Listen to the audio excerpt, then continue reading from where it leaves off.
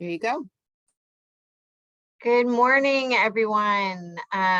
We are going to get started here in just a minute. I'm very excited for you all to be here to this webinar about applying to be a project site for the TASIE Project.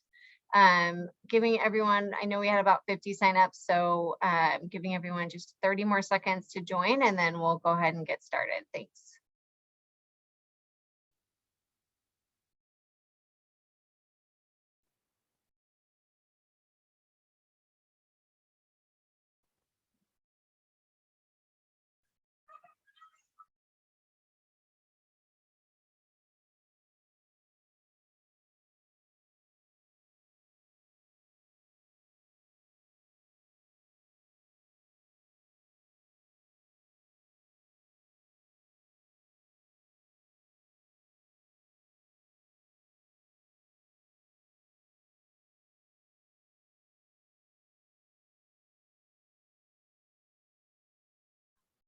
All right, we're going to go ahead and get started. So again, welcome everyone. We're really excited for you all to be here.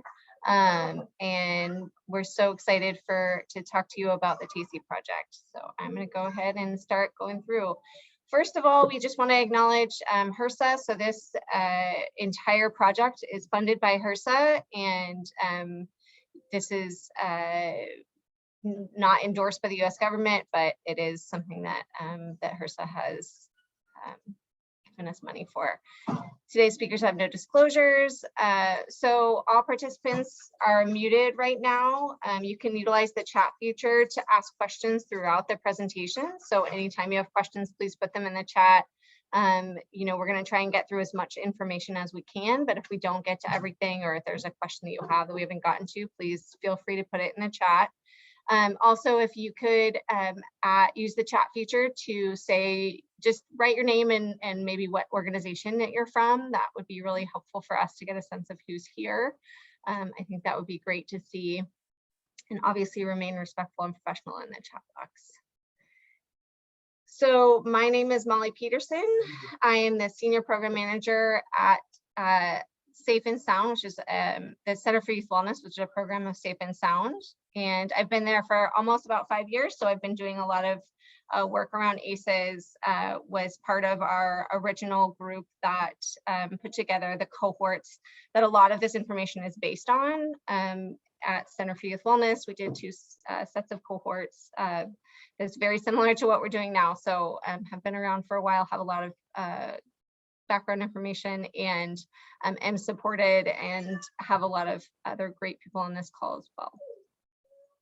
This is your hub, the hub faculty for this Project ECHO.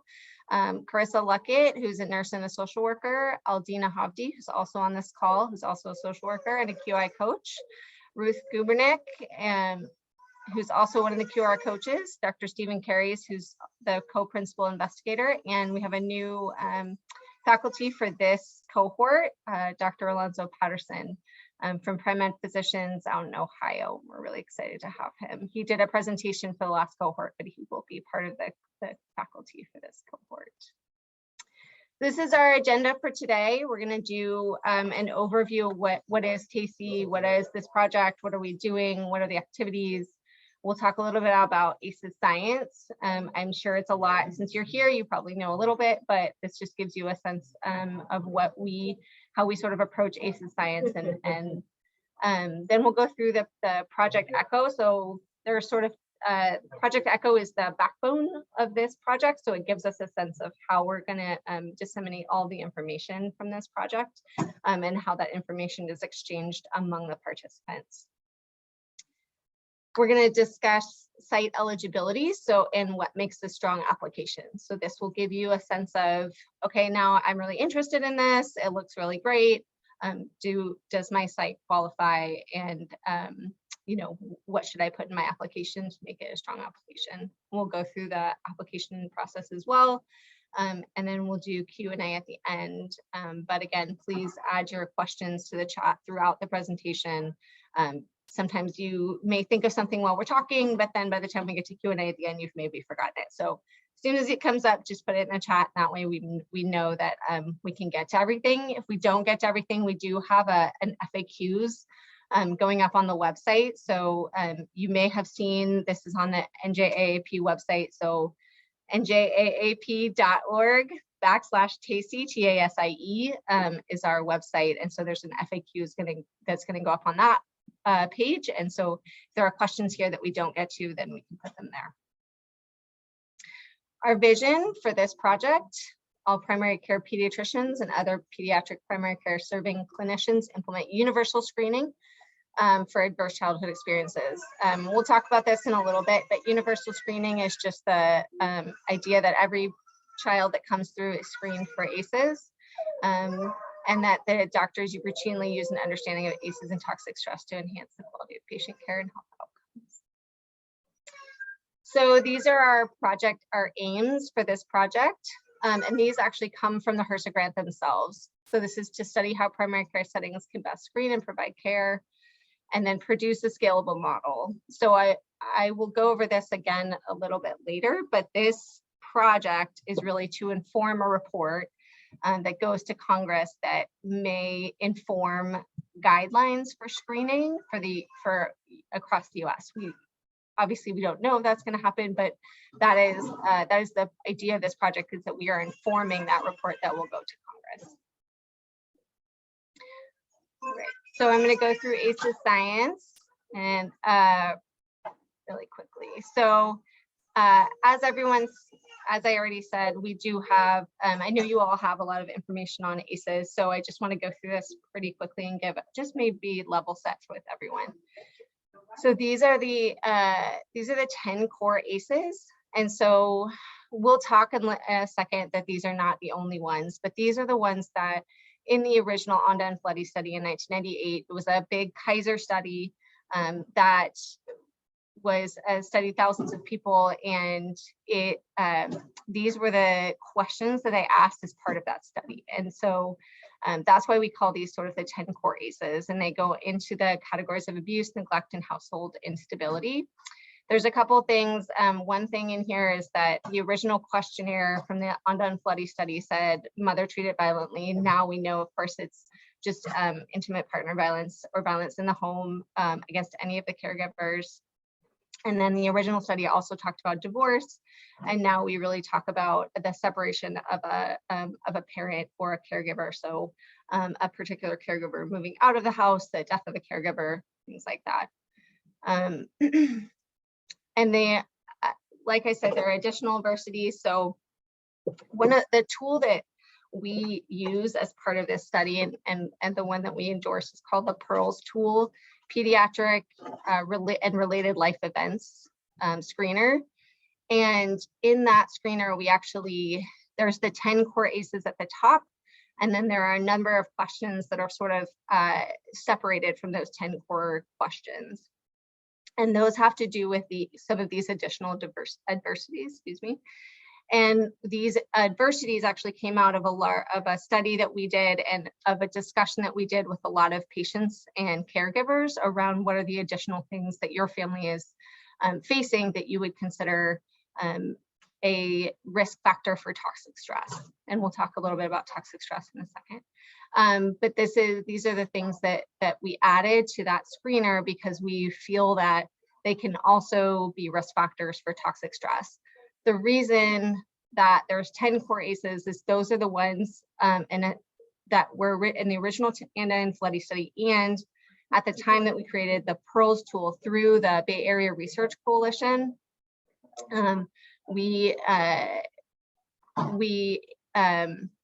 those were the ones that had been studied the most. So that's why those are considered the 10 core ACEs, and then there's these additional ACEs as well. I see that Dr. Carries has his hand up, and I just want to make sure that Dr. Carries, do you have any questions, or did you want to add to what I'm saying?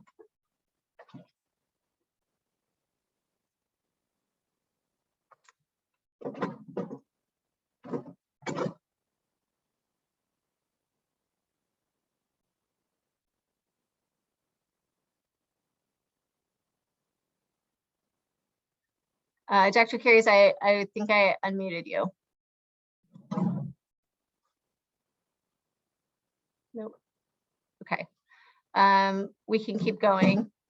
And then Aldina, if you want to talk to Dr. Carries and see what his question is, and maybe you can tell me what it was, we can go from there. Will do. Okay.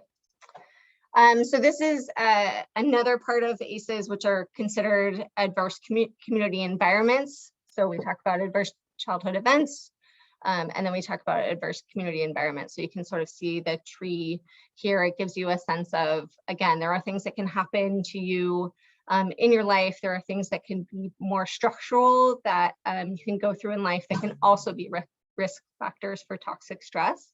And so we just want to make sure that we're encompassing all of the things that can happen in a person's life that can cause your stress level to increase to a point where it could affect your mental or physical health, both in the short term and potentially in the long term as well. So this is another slide about where we find ACEs. So ACEs are common. 2/3 of people have had at least one ACE, and about 1 in 5 people has had 2 or more ACEs. So we know that ACEs are around, we know that they're common. If we talk about ACEs in this sense, it is one of the 10 core ACEs, but this is what we see amongst the population. And this is across the country, but there are, in a lot of cases, studies that are done individually in individual states. I know I just read something out of Idaho, that they did their own study on their own state. So if you are in a particular state and you want to look at, they may have done, I know people have done it through the SAMHSA, I believe, does a big study, and I think people have added questions that way. Or, another organization, or, maybe your child welfare has done studies on this as well. So you might want to look up in your state if there are particular studies that have been done, and you can see how prevalent ACEs are in your community. Great. So I talked a little bit about toxic stress previously, but I wanted to come back to it here. So when we talk about screening for ACEs, we are actually not talking about just screening to see if there are ACEs. What we're talking about is screening for the risk of toxic stress. And toxic stress is considered the prolonged activation of the stress response system that can disrupt the development of brain architecture and other organ systems and increase the risk for stress-related disease and cognitive impairment well into the adult years. So I don't know if we have a slide on it here, but we talk a little bit about stress is talked about all over the place, and there's definitions of it. For our purposes, we talk about toxic stress as this prolonged stress that can affect your body, because once you are stressed, your systems go into overdrive, trying to protect you from that stress. There's a great story that is told amongst ACEs, those of us that talk about ACEs, about a bear, right? So if you're in the woods and a bear comes and walks out into the clearing that you're in, your systems are going to go into overdrive, trying to prepare you to fight, flight, or freeze, right, in that sense. And so all of these systems, all of your endocrine systems are going to create all this activity so that you can protect yourself from the bear. Once you're away from the bear, then those systems sort of go back into regulatory mode and get back into stasis. What if the bear lives with you? That's the question, right? What if the bear is with you all the time? Every time you see that bear, your system is going to go into overdrive. It's that prolonged system overdrive that is going to cause the physical and mental problems, again, short-term or later in life. One of the reasons that we endorse what's called universal screening, so screening every single person that comes through your door, every child that comes through your door, is because in some cases, the toxic stress that you went through as a child may not actually show up right away. So you may have symptoms. It may show up in your asthma exacerbations. It may show up in other ways, or it may not show up at all. But later on, because that stress system is so overactive, it may cause health and mental problems later in life. And so, so that's why we endorse universal screening, because we want to make sure that every child is able to have that screening and to understand what they're able to do. And so this gives you a little bit of more medical terms. So the chronic dysregulation in the neuroendocrine and immune system, and you can kind of see what the clinical implications are. So this is the leading causes of death in the US, and the odds ratios associated with 4 or more ACEs. So we know if you have 4 or more ACEs, you are 2 times more likely to have heart disease and cancer, 3 times more likely to have chronic lower respiratory disease, 2 times more likely to have stroke, 11 times more likely to have Alzheimer's, and the really hard one, almost 38 more times to have attempt suicide. So we know without intervention, there can be a 20-year difference in life expectancy for those who have 4 or more ACEs. And so the what can be done, right? So we know that ACEs happen. We know they can affect you. We do not think that ACEs are destiny at all. And so we advocate for a lot of positive supports that can happen with the child. And though we will go over what we call the 7 domains of wellness, but really the big one is the buffering caregiver. So if you have a buffering caregiver in your life, you are much more likely to be resistant to some of the physical and psychological effects of ACEs later on in life. And so you can kind of see, I can't get this to, unfortunately, I can't get the slide to go, but usually that slide has the teeter-totter and the DNAs in the middle, and the more resilient and less resilient, and sort of has to do with positive and negative experiences.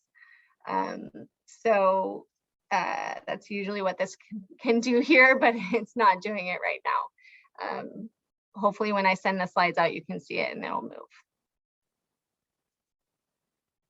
So these are what we call the 7 domains of wellness.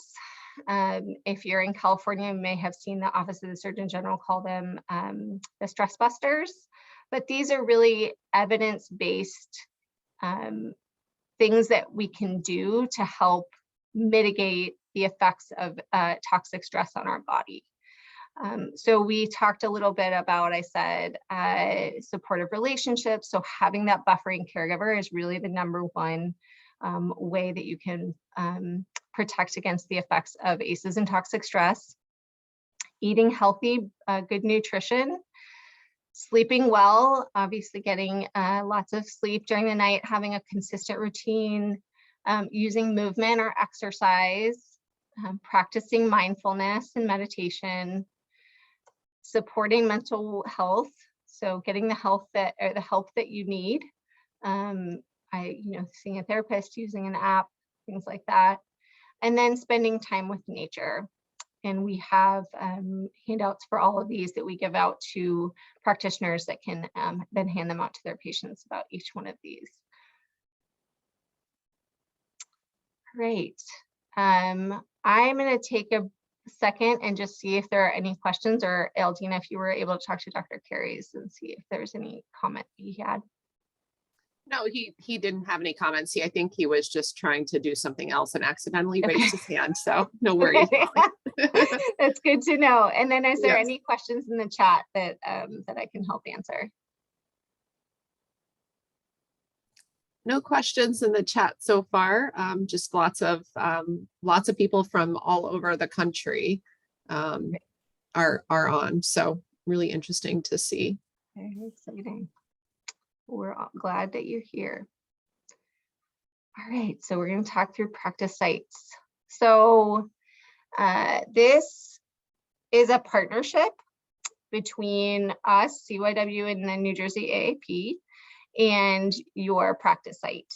So as part of this program, you would implement screening and interventions in a pediatric practice, and also share the data that comes with that intervention with us. And so, but at the same time, we would be helping coach you through the process of starting your screening program.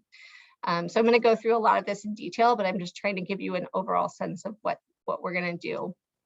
So this is a 9-month program. And so during the 9 months, we would start with some information, a lot more deep dive into ACEs, a lot more into what it's like to start a screening program. And then from there, we're going to assign you a coach. That coach is going to help you sort of through that process of getting set up and helping you overcome barriers and things that are really difficult, help you with data collection and data entry and things like that. And then we'll have monthly get-togethers with everyone on the entire cohort, and we'll talk about a particular subject once a month. Like I said, I'll go through this all in detail, but wanted to give you a sense. And the coaches have all been through this. We just did a cohort. We're just at the end of cohort 1. So the coaches have all done this once. And we also have lots of experience, again, from the pilot sites that CYW did back in 2018 and 2019. And so there's a lot of collective experience, both with just QI processes in general, but also with starting an ACEs screening program and all of the difficulties that can come with that, but they can help coach you through that. I'd love to say that this is an easy process, but we all know that starting QI projects at different practices can be difficult for a lot of reasons. And so the great thing is that you have a really deep bench of knowledge, both with your coaches and with the rest of the faculty. Dr. Patterson was actually part of one of the original CYW pilot sites. So he's been doing this for quite a while and has a lot of really good experience with starting an ACEs program. So he has a lot of very practical on the ground experience with doing this. So again, you have a really great bench of people that's going to help you through. So like I said, we're just about to finish with cohort 1, and this is the list of practices that were part of the original part of cohort 1, and just wanted to give you a sense of where they came from. One thing that you'll notice here is that this is 17 practices. Originally we were trying to do more, but we've decided for cohorts 2 and 3 that we're only going to accept between 10 and 15, depending on the number of applications we get. Just wanted to let you all know. But cohort 1 has been great. They have been really flexible in the sense that we were just starting this program when we started with them. And so they've been really helpful in helping us get through the sort of the bumps of starting a new program, but have also been really told us some really wonderful stories, been able to help other sites with some of the issues that they may have been having, got some really good success stories. So it's been a really wonderful time to spend with all these practices across the country and hear what they're doing.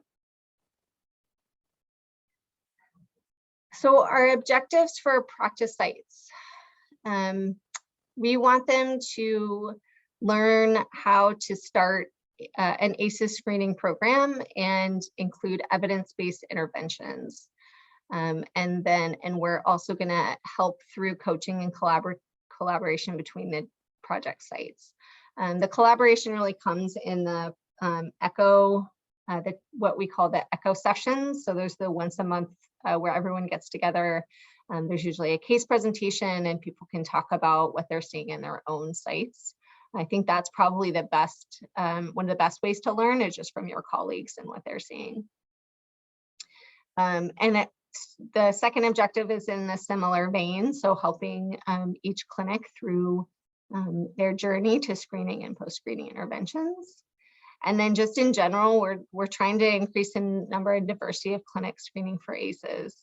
So we want to see a really robust group of clinics around the country who are going to start screening for ACEs, so that we can get a sense of, again, this is going to inform a report to Congress, and so we really want to see that diversity of clinics. We want rural, we want urban, we want geographically diverse, ethnically diverse. We want all of that so that when we give this report to Congress, we have a broad swath of the country, and say, this is what it looks like in this particular place, and this is what it looks like in this particular place.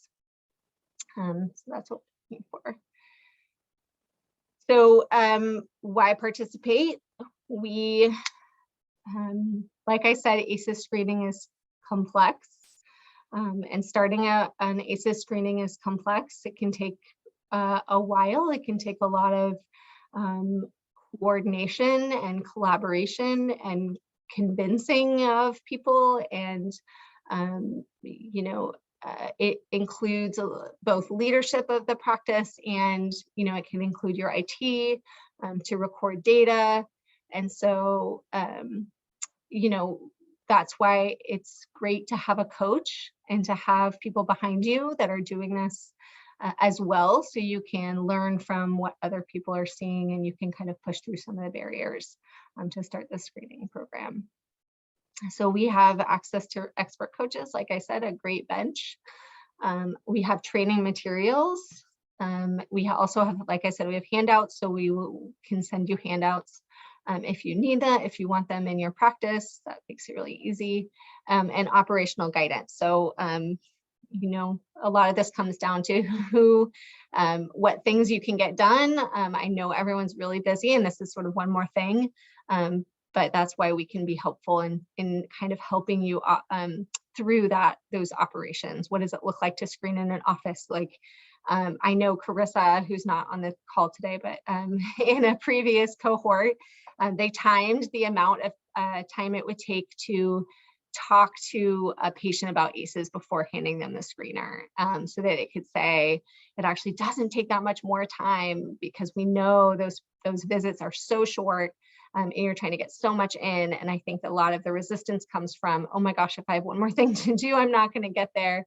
And so we've kind of we've been through that with people, and we can kind of guide your practice through that as well. What does it look like to actually hand out a screening program? What does the workflow look like?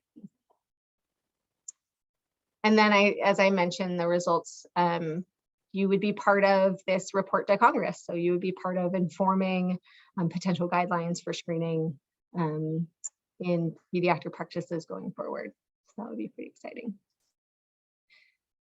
So there is some other benefits, a $15,000 stipend, MOC and CME credit, access to practice data in real time. So you'll get to see both your practice data as well as data from other practices as they're implementing. And so you can kind of see what's going on. And then technical assistance with QI coaches and experts. So this is a little bit more about some of the things that we'll need from you as a practice site. So you'll need to identify a team of staff to participate in the program. I've added it here. This is what we required for cohort 1. We are talking about potentially changing this, so I haven't, this is not set in stone, but by the time the application comes out on June 7th, we will have an exact number and an exact title for all of these types of staff that we need to participate, but it'll be around 3 or 4. We obviously want to provide our champion. We want somebody who's a provider in the practice who can include others as part of this team.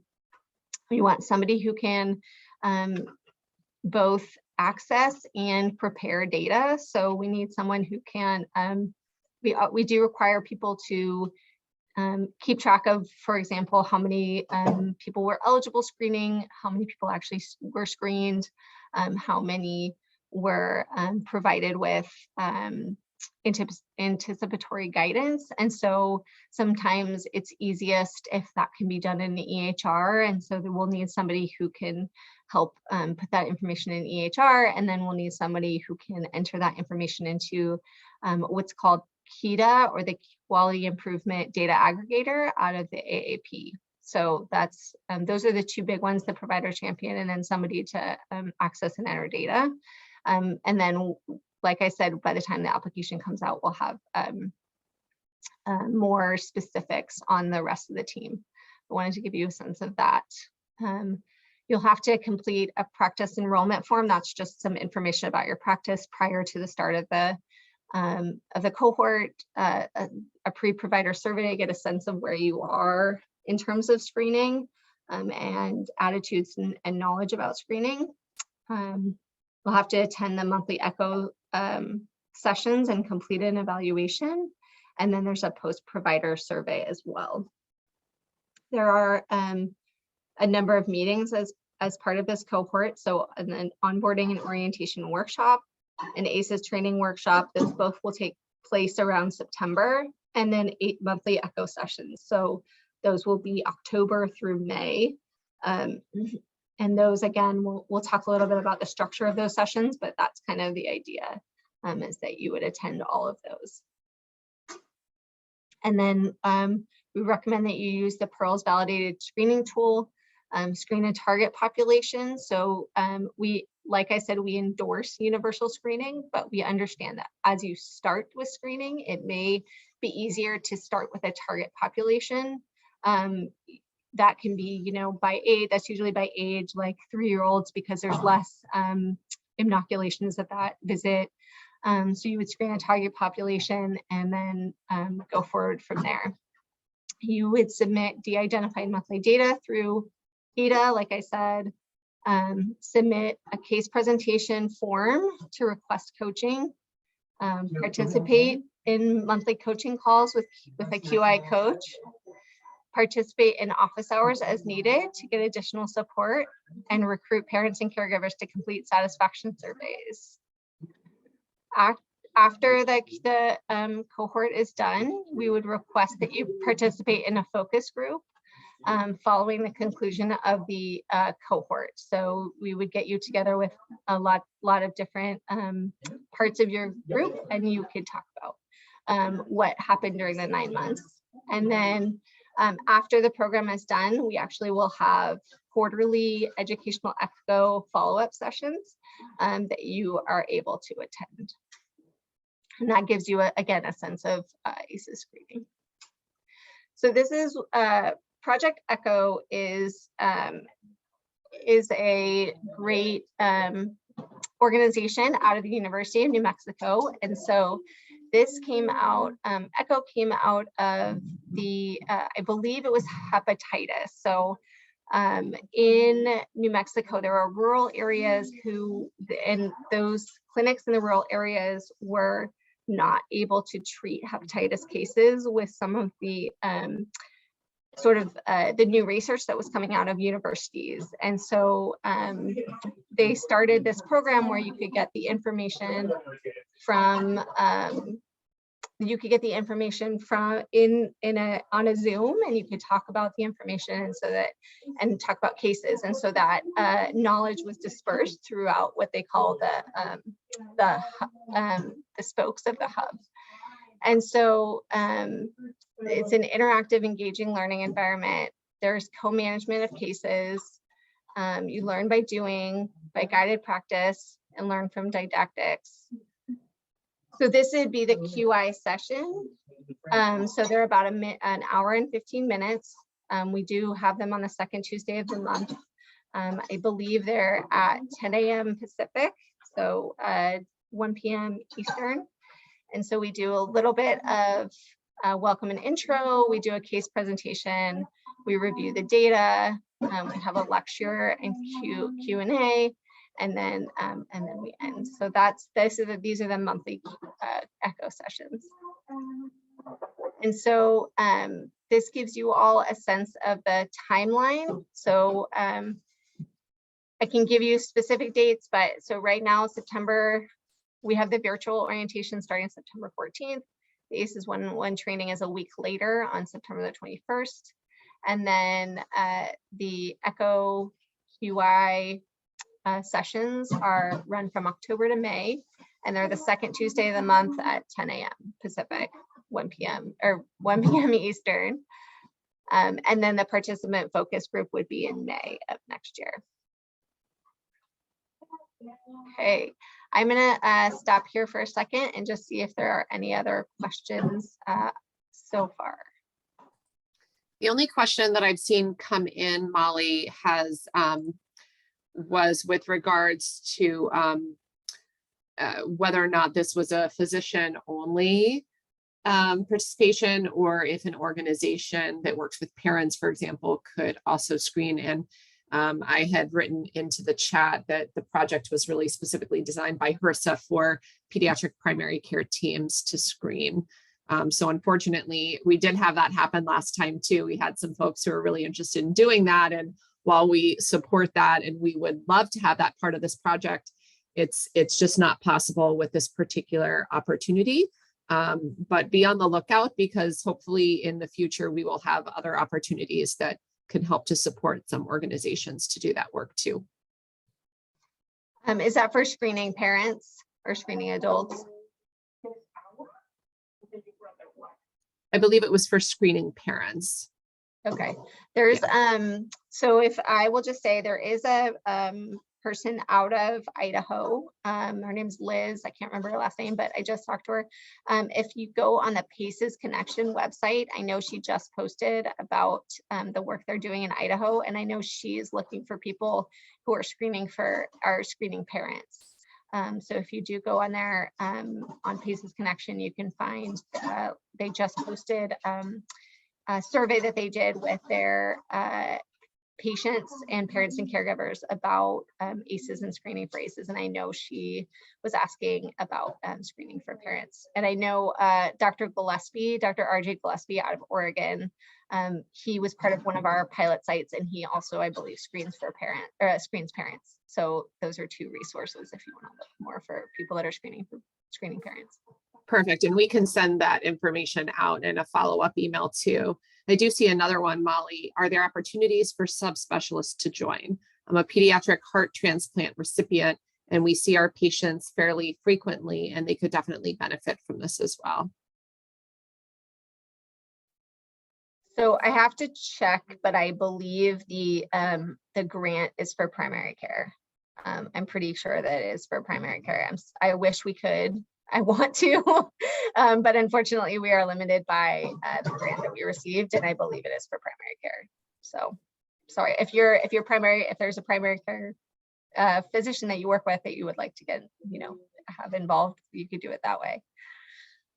But yeah, unfortunately it's for primary care.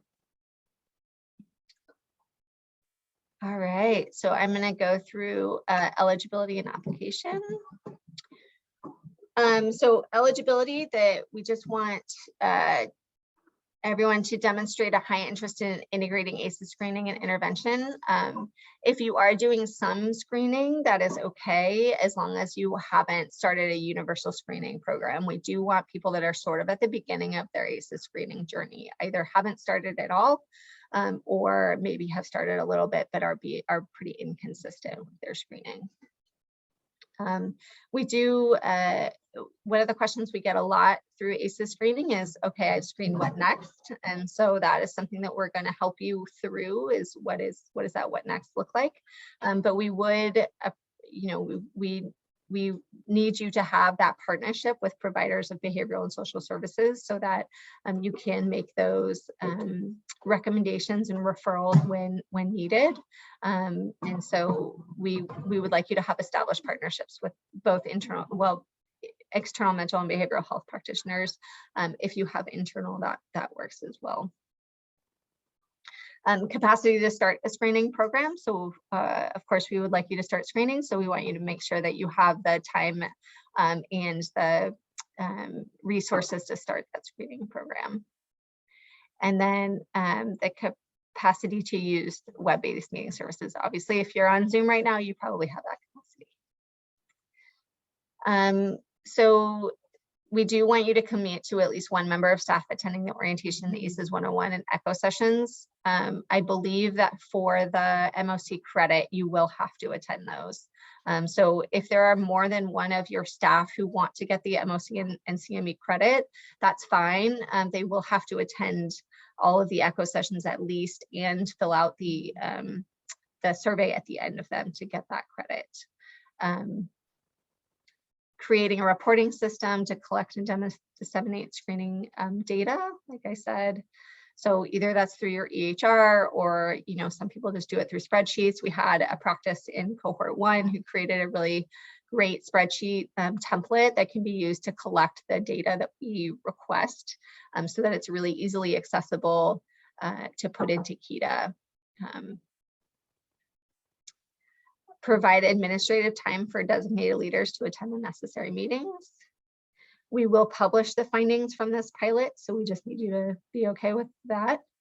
And then we will send out in the application, and there are informational pages that we have. We just need to make sure that you can adhere to that project timeline. And then utilize the coaching and technical assistance provided. So this is our timeline. So the application will be, this is our first webinar, informational webinar. The application will be available on June 7th. We'll send that out via email, we'll put it on social media. If you're on this webinar, that means you're part of an email group, and we will make sure that you get that notification when that goes out. We will have another informational webinar on the 21st if somebody wasn't able to attend, or you have you know, someone else, a colleague that you're talking to at a different practice and they would like to attend. We're going to have another one. This one is also being recorded, and so we will send this one out, but just so you know, we do have a second one on the 21st. The application is due July 29th. I believe that gives you about 8 weeks for the application. So you'll have about 8 weeks to write that application. And then we will let you know of site selection on August the 26th. And so when it's available, the interested practices can find the application online at the website, njaap.org/TASIE, TASIE. And it will be through an online application platform. And the recording of this informational webinar should be available by the 27th. Okay, and that's the end of me talking. I've added a couple of different people here to this page, so you have lots of different people to contact if you have questions. Carissa is the co-PI on this project, so if you want to get in touch with her, put her information up here. Myself, my information is here, and then Aldina, who's part of NJAAP, I put her information here. I know we have a lot of the AAP practices on here that are interested in doing this, so if you want to talk to a colleague who's also part of the AAP, I put her here as well. But I will stop there and see what questions people have. Don't yet see any questions, but while we're reading, I just wanted to share, it looks like we have folks from Virginia, from Mississippi, from New Jersey, New York. Let me see. South Carolina, Maryland. And I think that's all I see of people who popped it into the chat. But if we want to give it a second, if anyone has any questions, or, I mean, we're happy to unmute you, or you can pop the question into the Q&A or the chat box. Oh, in California. Thank you, Jim.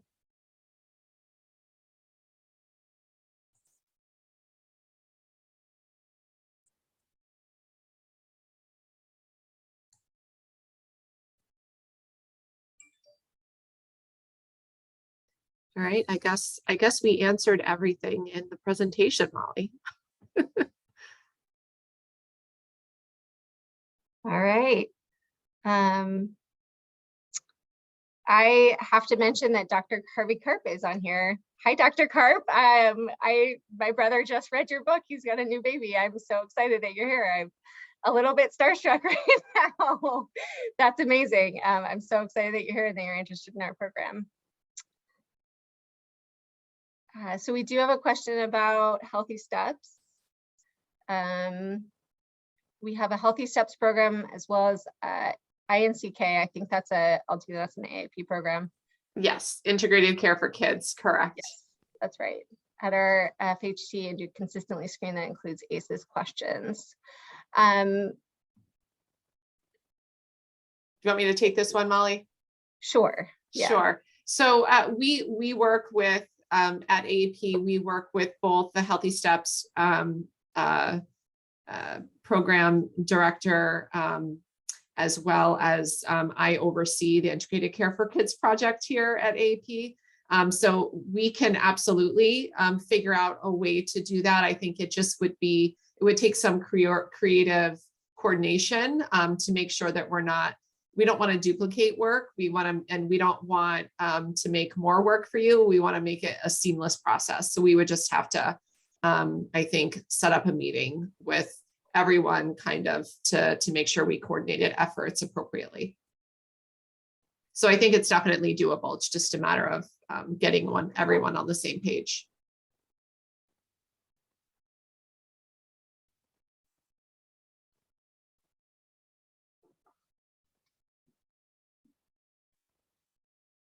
The question, I see that, do you prefer practices which are at early stages or not screening consistently? We just want someone who is really interested in screening, but yes, may not be consistently screening. So if you're really interested, but it's kind of been ad hoc, or maybe you've added 1 or 2 questions to another screener, but you really want to do something more coordinated and consistent and use the entire screener, this program would be for you. Agreed. So I mean, really early stages and not screening consistently, both of those would be appropriate.